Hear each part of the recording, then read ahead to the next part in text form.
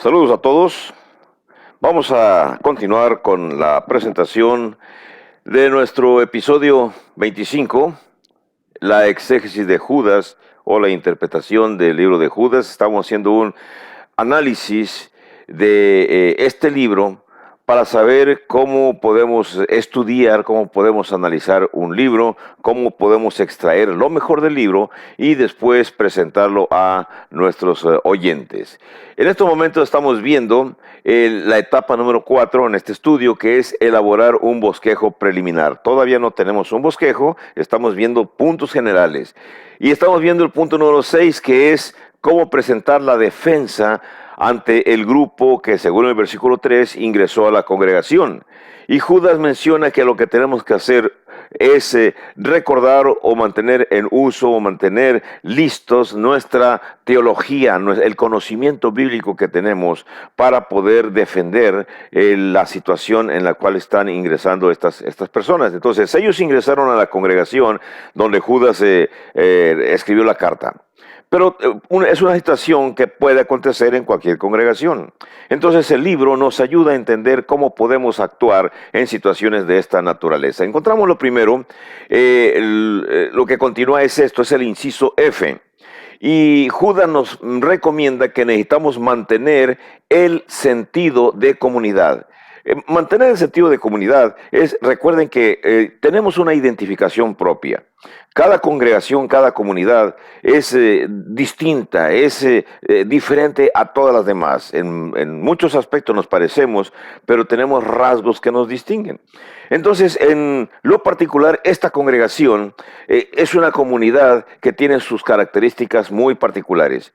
Y entonces, Judas recomienda ciertos métodos de acción, ciertas actividades que tienen que realizar, y va usted a observar lo siguiente. Miren, el versículo 22 nos dice: a algunos que dudan, convencedlos. Esa es una acción entonces que nos está hablando de un trabajo calculado, de un trabajo planeado. Déjeme, recuerda que estamos viendo Judas, es la carta que está justo antes de Apocalipsis, y estamos viendo cómo hacer una exégesis, cómo poder hacer una interpretación.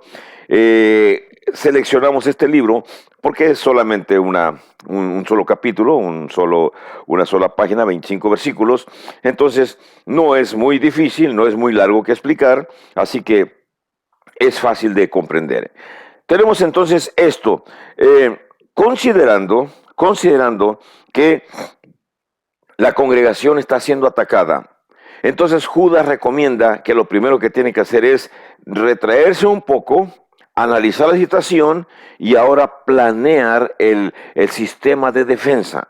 Y el sistema de defensa va a comenzar de esta manera. Primero, una vez que ya la congregación, los fuertes, el grupo de los cristianos fuertes que sienten la presencia de aquellos que han ingresado al grupo y que son los negativos, este grupo de personas fuertes van a tener que tomar acciones. Son distintas acciones según las características de las distintas personas a las cuales tienen que hablar o tienen que visitar. Obviamente, ya hasta este punto, los que llegaron ya intentaron o ya dialogaron o ya convencieron. Intentaron convencer o ya convencieron a los más débiles de la congregación. Y ya le explicaron sus motivos. Y los más débiles, debido a su falta de conocimiento, fueron convencidos y están ciertos y seguros que lo que ellos traen es de mucho mejor calidad que lo que el predicador local, en este caso no sabemos quién es porque Judas está lejos, envió la carta, pero alguien debe ser el encargado o algunos deben ser los encargados de seguir transmitiendo el conocimiento. Entonces se reúne este grupo y se les da este consejo. Judas les dice: vayan y busquen a los que están dudando. Vayan y busquen, dice el versículo 22, déjenme leérselos, dice: a algunos que dudan, convencedlos.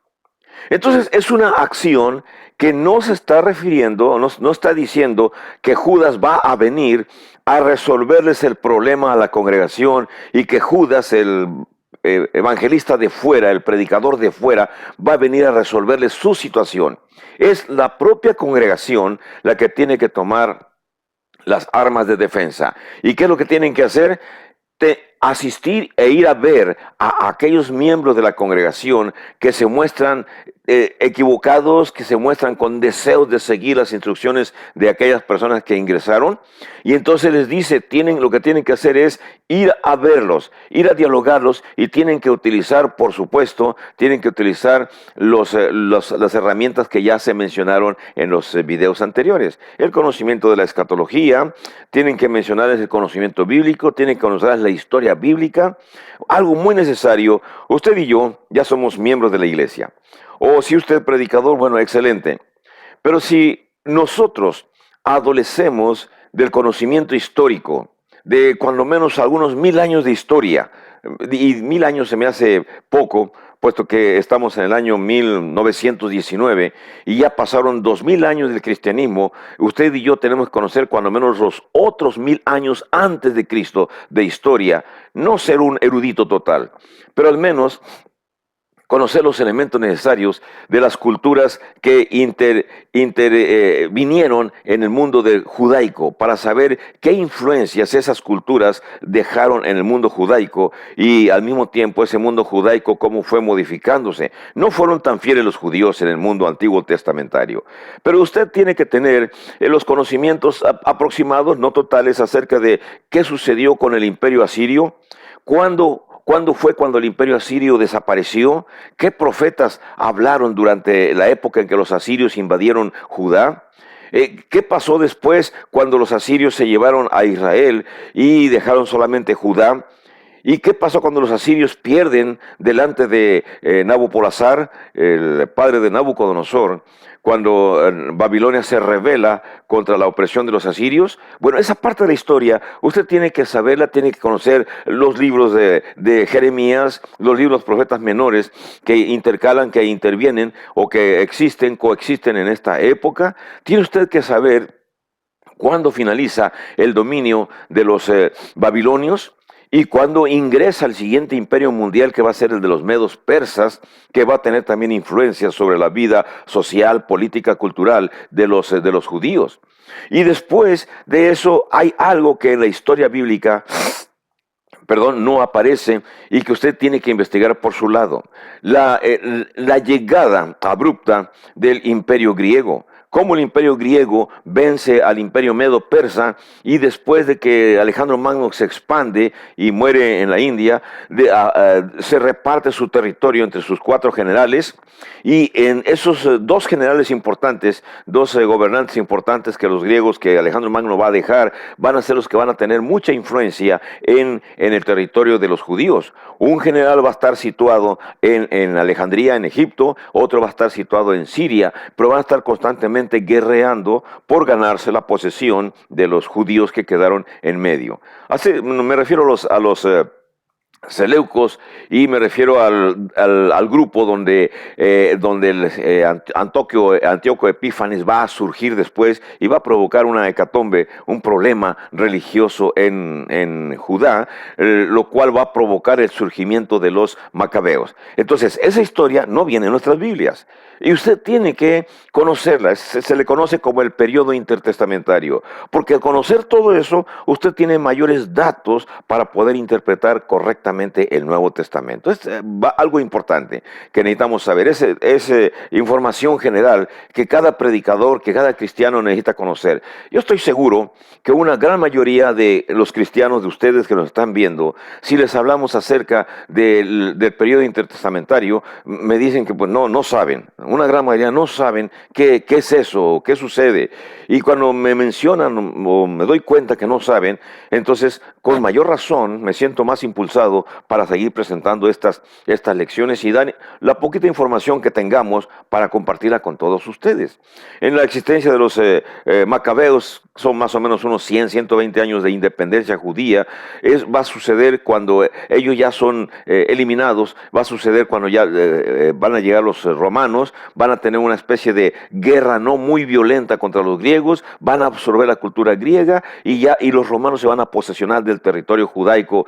Cuando se posesionen del territorio judaico, entonces ya para el momento en que llegue, todavía no menciono fechas, cuando llegue nuestro Señor Jesucristo, va a estar ya viviendo durante la existencia durante el dominio de los romanos. Pero ya para cuando lleguen los romanos, cuando nace nuestro Señor Jesucristo, ya los judíos han sido bombardeados con muchos elementos de la cultura griega, con muchos elementos de la cultura persa, con muchos elementos de que ahora la cultura romana va a traer, el sistema de organización, lo cual es muy importante.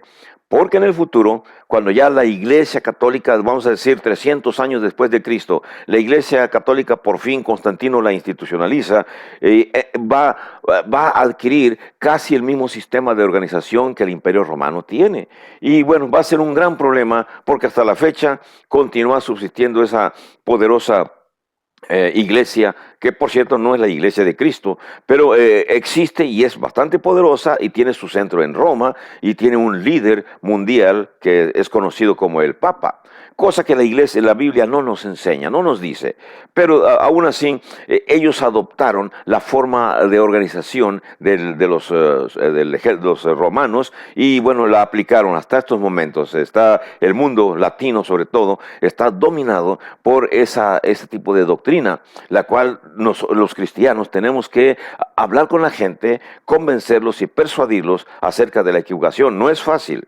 No cualquier católico es abierto para escuchar la información que se les proporciona. Por eso usted, como cristiano, tiene que adentrarse más y más en el estudio bíblico, en el estudio del contexto histórico, del contexto geográfico, para poder tener argumentos sólidos que presentar a los católicos para persuadirlos, convencerlos y mencionarles que lo que la Iglesia Católica ha hecho nada más es subyugar millones y millones de personas en distintos países latinos y extraerles el dinero, extraerles las colectas que realizan estas gentes y que envían para Roma para mantener los lujos, el boato que mantienen los cuerpos cardenalicios en Roma. Bueno, es más, esto es parte de historia, pero vamos a continuar con esto. Así que entonces, la actitud, la acción que Judas está recomendando inmediatamente es que los cristianos más fuertes, los cristianos con mayor conocimiento, los cristianos con capacidad de liderazgo, son los que tienen que tomar la batuta para ir y convencer a las personas que están fallando. ¿De qué los van a convencer? De que las doctrinas cristianas, el cristianismo, es algo mucho mejor que las doctrinas que aquellos elementos extraños han ingresado, según el versículo 3, están trayendo hacia ellos. Entonces es importante. Hablamos de que el trabajo de educación de una congregación no está limitado nada más al predicador o a la esposa del predicador. En la congregación donde usted exista, deben existir elementos que tienen, vamos a decir, regalos especiales por parte de Dios, capacidades especiales por parte de Dios, ya sea porque son personas cultas que han estudiado alguna carrera y por lo tanto comprenden con mayor facilidad los textos bíblicos. Bueno, ustedes entonces son los que tienen que ser los colaboradores de su guía, de su líder, de su predicador, y tratar de mantener una educación al día, bíblica, por supuesto, educación bíblica al día, en la congregación donde usted le ha tocado participar o estar. Por eso, la actividad va a ser realizada por la congregación, por la iglesia. No va a venir Judas a convencer a los que están fallando para que retornen. Así que, lo primero es esto.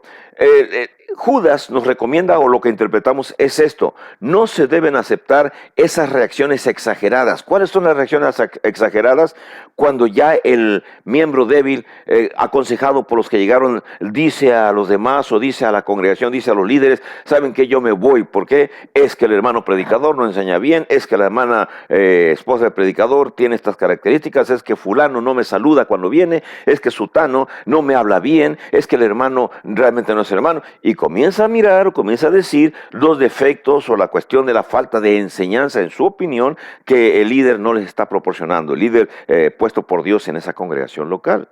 Entonces, tienen la gente, los que colaboradores del hermano predicador encargado de la obra, tienen que atacar y no aceptar esas reacciones, porque son reacciones provocadas por las personas que ingresaron, en el caso de la carta que Judas escribe a la congregación, reacciones de las personas que ingresaron para convencer a los más débiles para que abandonen el grupo.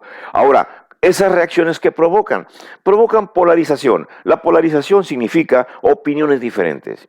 Y comienzan entonces una lucha de opiniones, una discusión entre tú dices esto, yo digo esto, esto es mejor, yo sé más porque conozco más, tú sabes menos porque conoces menos, tú no estudiaste, yo sí estudié, y comienzan a hacerse diferencias y discusiones en una congregación. Recuerden, en cualquier congregación, el hermano que es más culto, que tenga un grado universitario, no es superior al hermano más sencillo que solamente estudió la primaria. Ambos tienen la bendición de Dios y ambos son hijos de Dios. Ni el que conoce más tiene que mirar con superioridad al que conoce menos, ni el que conoce menos tiene que sentirse inferior ante el que conoce más. Delante de Dios todos somos exactamente igual, tanto el predicador como los ancianos, como los diáconos, como los evangelistas, como el humilde hermano que es el encargado del aseo del edificio, todos somos exactamente iguales. Pero la batuta, prácticamente las acciones más fuertes las van a tomar los que conocen más. La cuestión de la polarización tiene que evitarse. Porque la polarización lo único que hace es empeorar los problemas. Cuando el propio grupo comienza a discutir entre sí, debido a la influencia negativa de las opiniones que traen los grupos que ingresan o las personas que ingresan con intenciones malévolas, entonces lo peor que se puede hacer en el grupo en el cual pertenecemos es discutir entre nosotros. No es correcto. Ahora bien, ¿qué se necesita? Se necesita que el liderazgo fuerte, se necesita que el predicador, que los encargados de la educación bíblica en la congregación promuevan convicción, estén constantemente repitiendo. Déjenme decirles una palabra, la palabra onomatopeya. Significa prácticamente la repetición constante de las enseñanzas bíblicas. No se cansen de estar repitiendo constantemente, si es posible, clases bíblicas, conceptos bíblicos y estar, aunque nos digan que estamos de machacones, pero tenemos que hacerlo siempre. En la onomatopeya, técnica educativa que se usa, es, vamos a decir que es como cuando los maestros, estoy hablando de hace unos 45, 50 años, yo tengo 64, así que hace 60, 58 años nos enseñaban a estar haciendo planas y planas, le decíamos planas a las hojas de cuaderno, planas y planas y planas acerca del alfabeto, porque querían que lo aprendiéramos. Y lo hacíamos, y lo hacíamos, y lo hacíamos, y lo hacíamos, hasta que casi perfeccionábamos la escritura a mano que se nos enseñaba en aquel entonces. Igualmente con los problemas matemáticos. Ahí nos están enseñando lo más elemental de matemáticas para estar aprendiendo constantemente. Y nos repiten, y tienes que hacer estas 10 operaciones, otras 10 operaciones matemáticas. Así que en aquellos años, cuando una persona salía de la primaria, salía con una preparación bastante fuerte. Los maestros eran más, quiero decir que eran más dedicados a su profesión. Actualmente, con respeto a los maestros, pero la mayoría no tienen tanta dedicación a sus alumnos como existía en aquellos tiempos cuando los maestros eran realmente maestros de la vieja guardia, de la vieja generación. En fin, dejamos eso. Así que los líderes, los guías, los maestros de la congregación necesitan promover la convicción en la congregación. Son los que van a inyectar ánimo a la congregación. Son los que tienen que desarrollar la fe. La fe, el conocimiento de Cristo, el aumento del conocimiento. No basta con que ya los bautizamos. No basta con hablarles bonito, no basta con decirles, hermano te ama, Dios también te ama. No, céntrense en enseñarles a los hermanos todo el proceso histórico para que los hermanos, su fe esté basada en la historicidad de nuestro Señor Jesucristo, en la historicidad de los eventos que se nos menciona tanto en el Antiguo Testamento como en el Nuevo Testamento. Y cuando nuestros hermanos se profundizan más y más en el conocimiento bíblico, yo estoy convencido de eso, su fe se fortalece, se aumenta. Por eso entonces es una táctica, es una técnica para que se mantenga el sentido de comunidad. Prepare usted a la congregación, inyécteles ánimo, promueva convicción en ellos, prepare sus buenas clases de todos los libros de la Biblia y se dará cuenta que pueden pasar los años y no terminará usted de enseñarles porque cada día encontrará, incluso el mismo que enseña, encuentra cosas nuevas, aprende cosas nuevas. Lo cual nos lleva al siguiente punto. El siguiente punto es este. Todo lo que usted tiene que hacer es algo planeado. Si usted es un guía, un líder de congregación o la persona encargada en la congregación, recuerde que hay que calcular el envolvimiento de la gente. Noten, ahorita vamos a anotar aquí cómo las acciones tienen que ser diferentes según los resultados que están aconteciendo por la entrada de los falsos que ingresaron. Cuando Judas recomienda que a algunos que dudan hay que convencerlos, también el mismo versículo 23 nos dice, pero de otros dice, a otros tienen que salvar.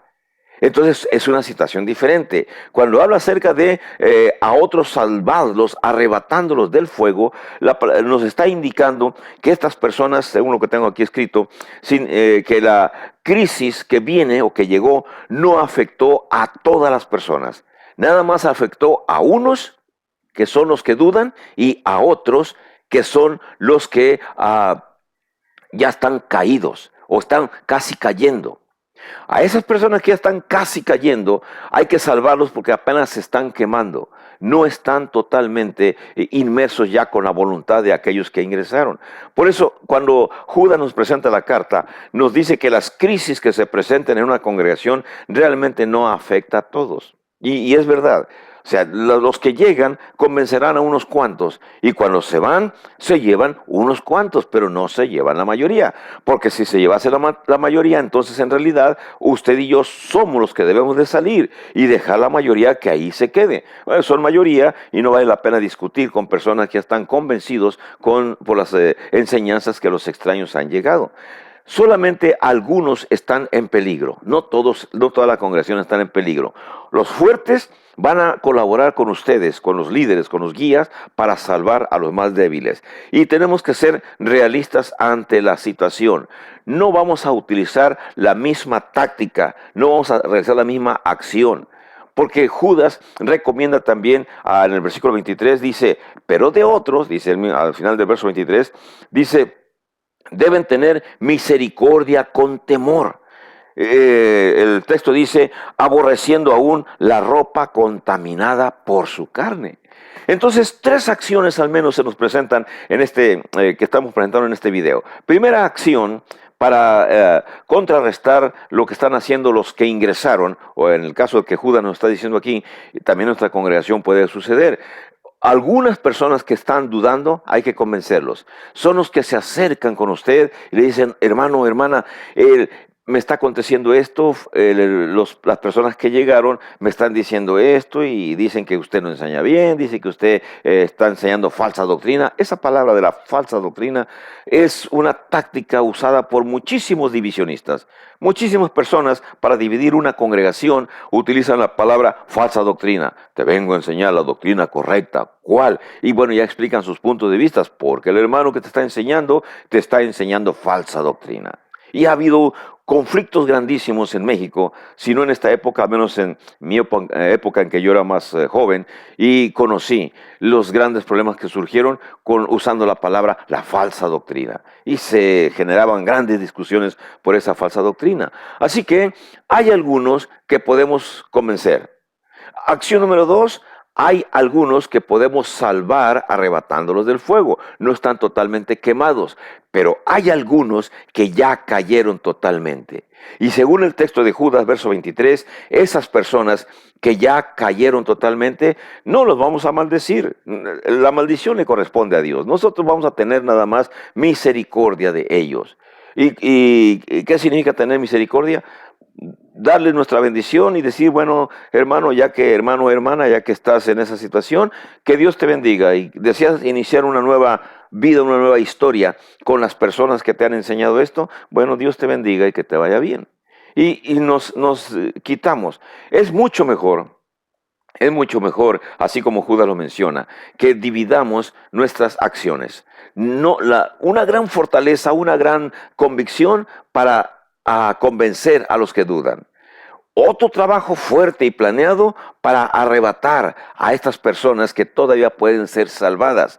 Pero los que ya definitivamente están perdidos, los que definitivamente se fueron ya con las personas que entraron con el propósito de destruir la congregación, lávese las manos. Lávese las manos, usted hermano predicador o ustedes hermanos líderes, lávense las manos y digan, bueno, hice todo lo que pude, Señor, delante de ti, me siento tranquilo porque hice las acciones que Judas me está recomendando en su libro. Lo realicé y sucedió lo que tenía que suceder, yo voy a seguir adelante. Y entonces enfóquese. Una vez que ya estas personas que cayeron totalmente ya se van con aquellos que ingresaron con el propósito de dividir y ya se van, ya se fueron, ahora usted enfóquese 100% a restaurar a los que quedaron, a animarlos, a continuar trabajando y sobre todo en la cuestión de la evangelización. No se lo olvide. No es suficiente el trabajo del púlpito, la predicación para poder alimentar a los que ya convertidos. También necesitamos ir al mundo, necesitamos ir a buscar a los perdidos y necesitamos enseñarles el plan de salvación para que sean convencidos de que abandonen sus costumbres, sus culturas y se integren al mundo de Cristo.